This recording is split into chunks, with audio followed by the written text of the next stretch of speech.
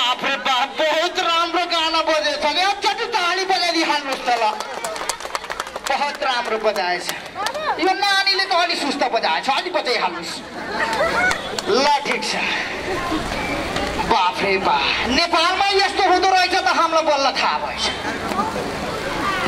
सबैले चुइगम चबाएछ त कहाँबाट थाहा हुन्छ अरे बाप रे बाप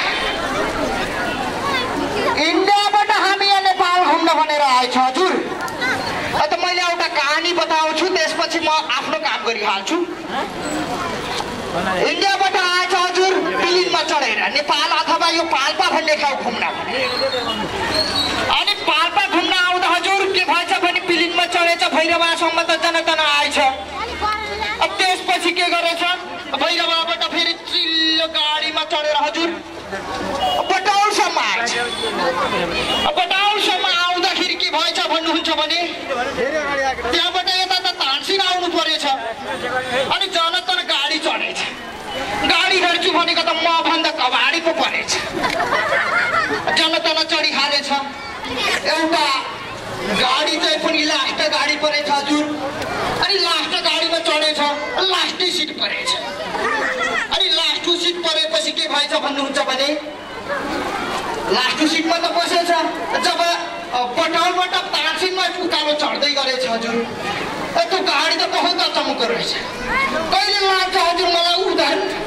कहिले लान्छ हजुर इधर कहिले लान्छ उपर कहिले लान्छ निचे अरे के भएछ जनतन आएछ अनि बहुत कष्ट हुँदै आएछ हजुर बहुत तकलिफ भएछ अनि जो के भन्छ एउटा जोर धारा भन्छ कि के धारा भन्दै थियो 3-4 धारा मात्रै थियो जोर धारा भन्दो रहेछ अनि त्यहाँ आएर एउटा पकौडा खाएपछि फेरि गएछ अनि जान्छु भनेको त त्यसपछि त बहुत मजा आएछ गर्न त गरेछ हजुर कहिले इधर गराउँछ कहिले उधर गराउँछ त्यही पनि एउटा के गरेर आएछ भने ठोक्के छ हजुर यता गराछ उता गराछ इधर गराछ उधर गरा आउँछ त्यसपछि हजुर ड्याममा ठोक्केछ अनि यसो हेर्छु भनेको त हजुर उनी जस्तै नानी पो भेटिएछ कोखामा रहेछ मैले त देख्दै नदेखेको हजुर चस्मा लाथ्यो कालो मान्छे कालो कहाँबाट देखिने हजुर अनि म त हराएछ हजुर पुरा हराएछ अनि यसो जाग्छु भनेको त होस पो हराएछ अनि जनतन आएछु तानसिङको बस पार्क जनतन झरेछु हजुर पिसाबले बहुत चापे थियो हजुर अनि झर्ने बित्तिकै के गरेछ भने अनि झर्यो अब यो के शीतल पार्टी भन्छ कि अब यो गर्मी पार्टी भन्छ के भन्छ यहाँ उकालो चढ्ने बेलामा बस पार्कबाट माथि आउँछु भनेको त एउटा खाडल देख्यो अनि गएर लगाइदिहाल्छु भनेर यसरी बसेको त हजुर पछाडिबाट पुलिसवालाले त डन्डा पो हानेछ हजुर अनि यसो किन डन्डा हानेछ यहाँ त खाडल रहेछ गएर लगाइदिन्छु भनेको बेलामा भन्छु भन्दा त त्यो त तमाख जाने हाइवे रोडमा खाल्टो परेको पो रहेछ हजुर अब थाहै भएन यहाँ त अब तानसिङमा यस्तै खाल्टा होला हजुर पिसाब फेर्ने यस्तै होला भन्ने भएको थियो गएर लगाइदिन्छु भनेको धन्नी मलाई लाएन जनतन यहाँसम्म आएछ अनि सबैलाई नमस्कार गरेछु एकचोटि ताली बजाइदिनुहोस् यहाँसम्म आएको त्यसलाई बजाउँदैन हजुर त्यसलाई टिभीमा हेर्दा पनि आँट्दैन मलाई थाहा छ जसले बजाउ अरे के भनेको छ होइन यो पीडित अगाडि आएर यो किन गराइरहेछ अघि अमेरिकन आएर यसो हेरेर मलाई चाउचाउ नदेखिनेको अब यो पनि रात बाँड्न आएको होला नि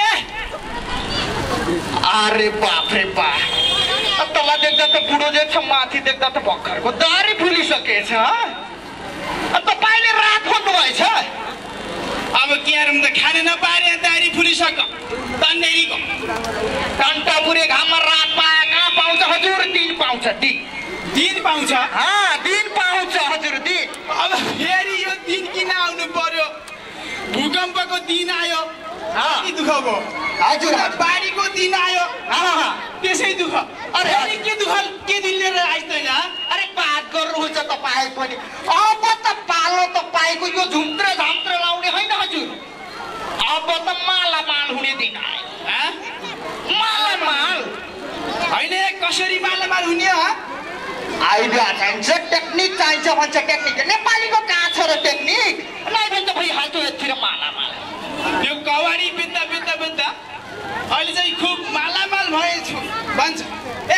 माला केरी मालामान भन्ने भन्छ। अरे बात गर्नुहुन्छ यार तपाईँ पनि। जब हामी 2-4 वर्ष पहिला तपाईँका कबाडी अगाडि उठाउन आएको थियो सबैलाई थाहा छ नै? गुड वान थम्चेक। त्यही पनि हामी नेपालीबाट सिकेको। अरूले भाषा सिग्नेचर गर्दा नेपालीले थम्चेक गर्छ। त्यो हामी कबाडी अगाडि उठाउन आएको थियो त्यही मान्छे आज 2 वर्ष पछाडि फेरि यहाँ आएछ तब त हामी मालामाल भएछ। अहिले कस्तो मालामाल हो यसो मलाई पनि बताउनु बाउ। के को मालामाल भन्नु भएछ तपाईँ? भन्न खोज्नु भएछ तर एउटा स्वार्थ छ। यो तपाईँसँग एउटा स्वार्थ छ। के स्वार्थ भन्नुहुन्छ? यस्तो लड्की दिन पर्छ मलाई। यस्तै लड्की चाहिन्छ। अरे आवेशमा चाहिँ आउनु पर्दैन। उनी मानिहाले त तपाईँले के गर्नुहुन्छ? व्रत बोल्छ से? अरे व्रत भन्नुहुन्छ हजुर? आज त व्रत बोल्दैन हजुर। थोरै बोल्छ अनि काम गर्छ गइहाल्छ। हाम्रो नेपाली चेलीलाई लगाएर खुब बेचौँला भनेको छ। अरे नेपाली सधैँ पछाडि छ भन्ने त सबैलाई थाहा थियो। अझै पछाडि छ भन्ने त बल्लै थाहा भयो। लड्कीहरू लगाएर बम्बईमा बेचेछ अनि मालामाल भएछ कसैलाई थाहा छैन। बल्ल आज आएर भनेछ यहाँ। होइन तैँले के भनेको? के ठानेको हामी नेपाली? हाम्रो त एकताको देश, एकता भएको देश हो। कसरी भन्छस् तँले मालामाल बनाउँछ भनेर? अरे बात गर्नुहुन्छ यार। नेपाल 7 वटा भइसक्यो अनि कसरी भएछ एकता? एकता कसरी भएछ ल भनिहाल्नुहोस् त मलाई। हाम्रो देश जस्तो हुनपर्छ। मोदी भएपछि सबै थुरु काम, नेपाल पनि थुरु काम अनि हाम्रो देश पनि थुरु काम। बल्ल पो भइन्छ मालामाल। मोदी भएपछि नाकाबन्दी गर्नलाई एकदम सजिलो। त्यही हो भन्नु खोजेको। अरे बात गर्नुहुन्छ लड्की लान नदिएपछि नाकाबन्दी हुँदैन त भन्नुहोस् त। पहिला त दिन पर्यो लड्की अनि बल्ल हुन्छ मालामाल। खालि हाम्रो नेपाली चेलीहरूको कुरा नगर है तैँले। अरे हजुर नेपाली चेलीको मात्र होइन मैले त देशका नेताहरूको कुरा पनि गरिदिइहाल्छु। ल भन् त के भन्छस् भन्। जो टुक्कावाले मान्छे थियो जो नेता थियो 9 महिना जनता बस बाबु भने अनि लात हान्दियो हाम्रो मोदी सरकारले अनि गइहाल्यो। अनि अर्को भन्नुहुन्छ भनिदिइहालौँ जो शिकार खेल्थ्यो जङ्गलमा गएर अरे भाइ तेरो पालो आइछ आएर बसिहाल भनिहाल्यो अनि बसिहाल्छ। अनि गर्दैन हामीले लड्की मात्र होइन नेता पनि नचाहिदिन्छ हामीले। नचाहिस् अनि त नेपालमा कसरी आइस् भन् त? अरे बात गर्नुहुन्छ कसरी आइस्? मेरो त नेपालको मेरो त भन्नुहुन्छ भने नेपालको पनि नागरिकता छ इन्डियाको पनि नागरिकता छ। बिचरा अस्ति भर्खर बाढीमा बुढो मरेर घर मुनिको माइलीले एउटा वृद्ध भत्ताको त के अरे विधवा भत्ताको कागज बनाउनु कति दुःख भएको छ। तैँले कसरी पाइस् नागरिकता? ए भगवान् बात गर्नुहुन्छ तपाईँले यार। नेपाली सधैँ पछाडि छ त सबैलाई थाहा छ। यत्रा बेर भन्दा तपाईँले पनि त्यो नभनिहाल्नुहोस् त। कसरी बनाउँछ?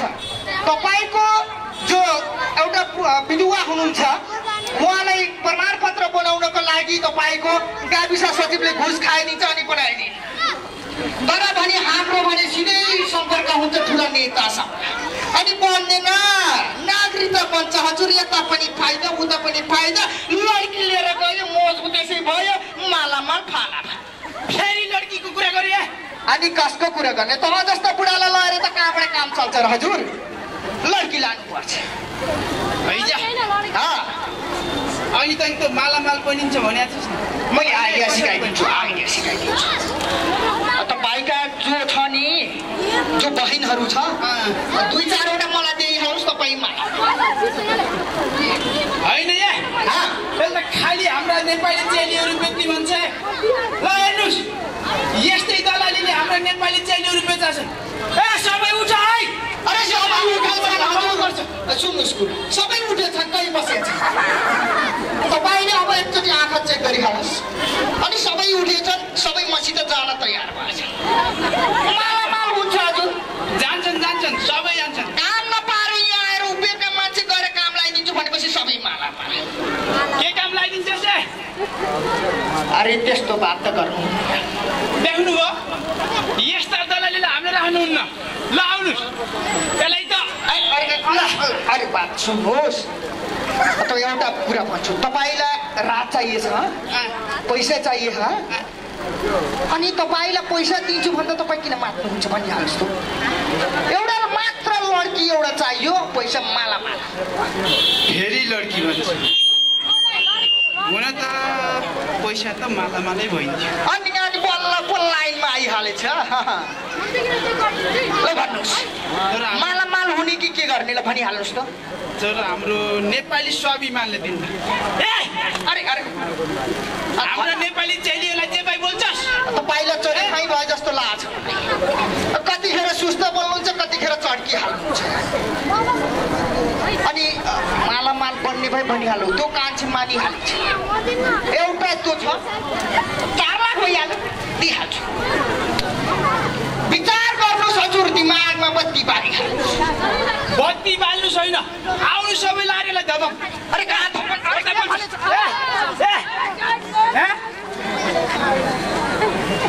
देख्नुभयो यस्तै गरी हाम्रो नेपालीहरू बेचिएका छन् त्यही भएर सबै सचेत रहनु होला सबैले ताली बजाउनुहोस् त यो विषयमा ल त धन्यवाद